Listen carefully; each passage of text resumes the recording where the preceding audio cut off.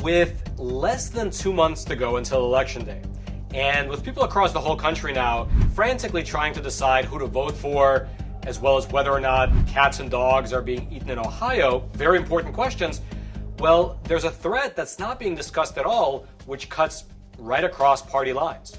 That's because regardless of whether there's a Democrat or a Republican in charge, Americans face the real threat of a hostile foreign actor, like Russia, Iran, North Korea, China, and a handful of others, using what's known as an EMP attack to destroy our technological advantages. In case you've never heard of it before, an EMP attack, otherwise known as an electromagnetic pulse attack, is one of the most deadly threats facing our country. The way that it works is that a nuclear weapon can be detonated in the stratosphere above the United States. This type of an explosion, it would not kill anybody directly, but instead what it would do is cripple the entirety of our electrical grid, setting us back 100 years in the blink of an eye. At its essence, a high-altitude electromagnetic pulse is achieved when you have a nuclear warhead get detonated anywhere between 20 to 250 miles above the surface of the Earth. This can be achieved by multiple ways. You can strap a bomb to a satellite, or onto a missile, or even onto a spy balloon. The key is just to make sure that the nuke is high up in the air enough, right above the target that you want to take out. And notably, these bombs, they don't need to contain a huge nuclear yield in order to generate a large EMP. Even a payload as small as, let's say, 10 kilotons can produce large enough electromagnetic pulses to critically disrupt the US electric grid. Now, one thing that's relevant to know about nukes when discussing EMPs is that besides the destructive fireball that we usually see in movies, the one that destroys everything in a given path, a side effect of a nuclear explosion is the release of an intense pulse of electromagnetic radiation that covers everything in the line of sight from the epicenter of the actual explosion. And so here's a map to give you an idea of what this looks like in practice. If a nuclear warhead was detonated about 18 miles above the surface of the Earth, it would generate an EMP that would cover several states. At 62 miles above the Earth, it would cover several more states. At 125 miles, it would cover almost the entirety of the US. And at 250 miles, it would cover not only the entirety of the continental United States, but also a giant part of Canada as well as Mexico. Now, what's interesting to note is that unlike a typical nuclear attack, an EMP attack, it doesn't really have the associated physical destruction. You're not going to see buildings get toppled over or cars melted to the ground or things like that. But what you will experience is that all of your electronic devices immediately stop working as the electromagnetic pulse waves completely overload and fry the circuits. And so basically everything, elevators, cell phones, electronic billboards, the ATM, your electronic stove, the microwave, everything shuts down. Although at this point you might be asking the obvious question, how do we actually know this? If an EMP attack has never been done before, how do we know how it actually works? Well, the answer is rather simple. The US has been running these tests. You see, the knowledge that we have about these EMP attacks date back to 1962 when the US was conducting nuclear experiments off of the coast of Hawaii. At that time, officials within the defense sector of the US federal government, they had this worry that if the Soviet Union were to detonate a nuclear bomb in the space above the United States, it could damage or even destroy our intercontinental ballistic missiles. And so, to face this threat, the US federal government, they authorized and they conducted something known as Project Fishbowl, where they set up a series of these high-altitude nuclear weapons tests to find out for themselves what actually happens when nuclear weapons are detonated in space. And one of those tests was called Starfish Prime. And it was during the Starfish Prime experiment that the US learned about the dangers of an EMP attack for the very first time. What happened was that a nuclear device was set off at an altitude of 250 miles above Johnston Island over in the Pacific Ocean, which was high enough in the air and far away enough from mainland Hawaii that the scientists conducting the test assumed that it was all safe. But the experiment proved otherwise. That's because over in Hawaii, which is about 900 miles away from the blast, well, you had streetlights that began to fail, circuit breakers were tripped, you had alarms that were triggered, and a telecommunication relay was damaged. Additionally, going in the other direction, several US satellites that were in orbit at that particular time, they were damaged by the resulting EMP from this nuclear blast. And it was at that moment that these nuclear scientists, they realized that this was a potential danger. But the US was not alone in this testing. That's because starting in October of that very same year, in 1962, the Russians also detonated several nuclear explosions over Kazakhstan in order to calculate the impact of an EMP blast on the electrical grid. The Soviets, they eventually wound up conducting 7 of these nuclear experiments, each time changing up the height of the blast, as well as the payload in the actual bomb, in order to assess the difference in damage when you change up those 2 variables. Now, the results of their experiments are still largely classified, but back in the year 1994, during peace agreements between Russia and America, some of the findings were handed over to US scientists. And according to what the Russians revealed to Americans, and then subsequently what the American scientists revealed to the public, the EMP blasts over in Kazakhstan, they destroyed transformers, they destroyed generators, entire communication systems, switchboards, and almost all electronic devices in a given locality. And so, taking that knowledge, you fast forward to today, and if you were an up-and-coming world power, like China, or a regional power like Iran, or let's say somewhat of a rogue nation like North Korea, and you're looking at the United States, a technologically superior country that you might not be able to win in a head-to-head match, well, what do? The answer is obvious. You destroy the very foundation of the infrastructure that makes your enemy superior.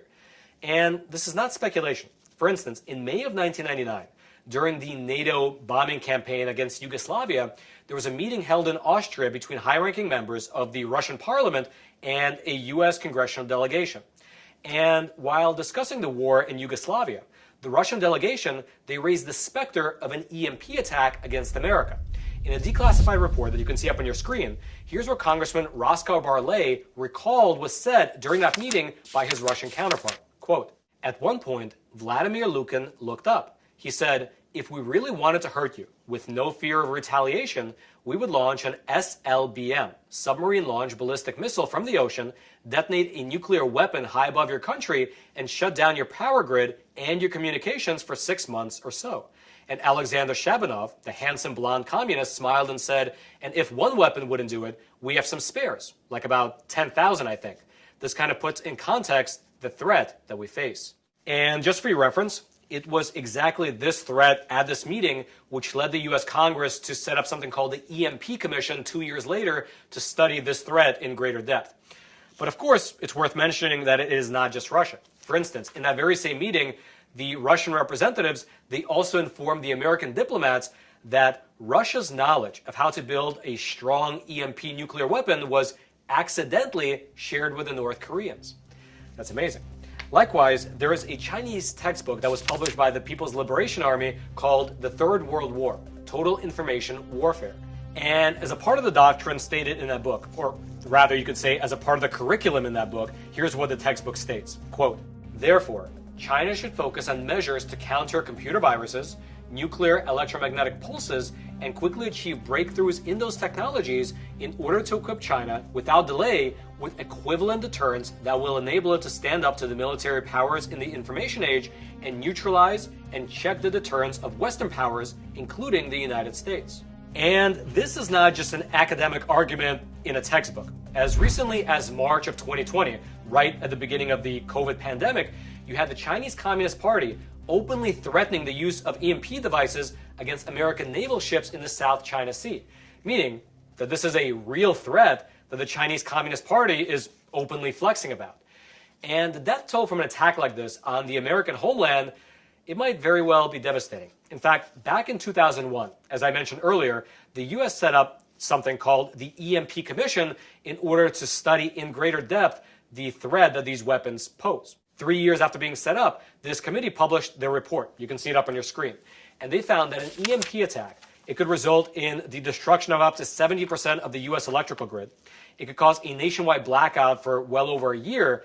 And that blackout, it could result in the deaths of up to 90% of the American population through both starvation as well as general societal collapse. Again, this blackout would lead, according to the experts who looked into it in great depth, to the deaths of tens or perhaps even hundreds of millions of Americans. And the reason for why this is so is unfortunately rather simple. We currently live in a time where almost everything we do requires some form of electricity. I mean, every single industry that we rely on depends on electricity to function. And so without electricity, businesses would shut down. Most people, they couldn't heat or cool their homes. Both gas and oil pipelines would shut down because both of those systems run on electricity. And when the oil stops flowing, well, that's a hard stop for delivery trucks providing food. Fresh water stops flowing into people's homes. The internet obviously goes down. Phone lines stop working. Nuclear reactors are suddenly unable to maintain their core temperatures and they might melt down. The ATM no longer works and the banks are shut down so you can't get your money, and so on. There are literally thousands of problems like these that the country would face if the electrical system was suddenly destroyed. And you can also imagine that it would not take long before society itself disintegrates and people start resorting to any and all means necessary to fight for both their own as well as for their family's survival.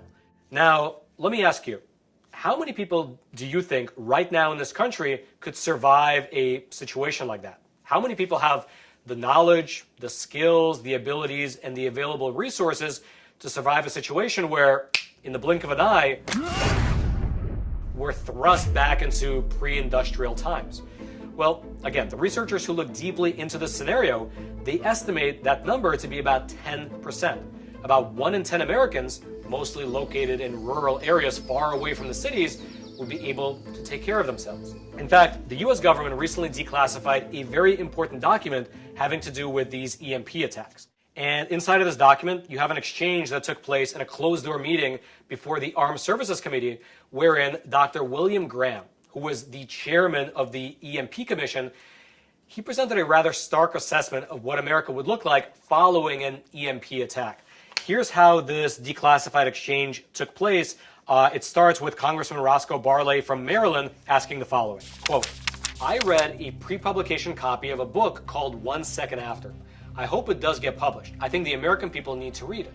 It was the story of a ballistic missile EMP attack in our country. The weapon was launched from a ship off of our shore, and then the ship was sunk so that there were no fingerprints. The weapon was launched about 300 miles high over Nebraska, and it shut down our infrastructure countrywide. The story runs for a year, and it is set in the hills of North Carolina. At the end of the year, 90% of our population is dead. There are 25,000 people only still alive in New York City. The communities in the hills of North Carolina are more lucky. Only 80% of their population is dead at the end of the year. I understand that this is a realistic assessment of what a really robust EMP laydown could do to our country." And so, to that very bleak scenario, Dr. Graham responds by saying this, quote, "We think that this is the correct range. We don't have experience with losing the infrastructure in a country with 300 million people, most of whom don't live in a way that provides for their own food and other needs. We can go back to an era when people did live like that.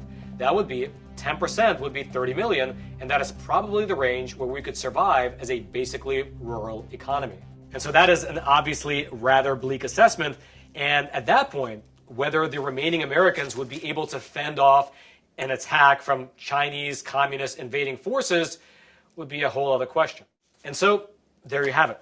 While the media in this country has been focused this election on whether or not cats and dogs are or are not being eaten over in Ohio, which granted is an interesting question in and of itself, well, the true threats facing this country are hardly ever discussed seriously.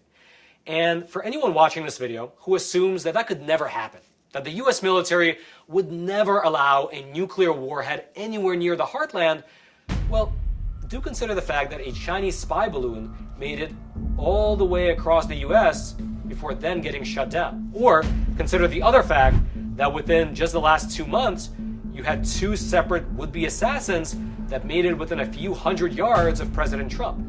And so perhaps don't assume that our nuclear-armed enemies won't be able to sneak one past us and get an EMP attack off if they so wish. I hope it doesn't happen, but it's important to consider that this is an actual real threat, because it is. If you'd like to go deeper into the potential of these EMPs, their histories, as well as to the links of the several reports that I mentioned in today's episode, I'll throw those links down into the description box below this video if you're the type of person that likes to dig into the weeds. And all I ask in return is that as you're making your way down there to that description box, take a small detour to smash those like and subscribe buttons so that this vital information can reach ever more people via the YouTube algorithm. And then until next time, I'm your host, Roman from the Epoch Times. Stay informed. Most importantly, stay free.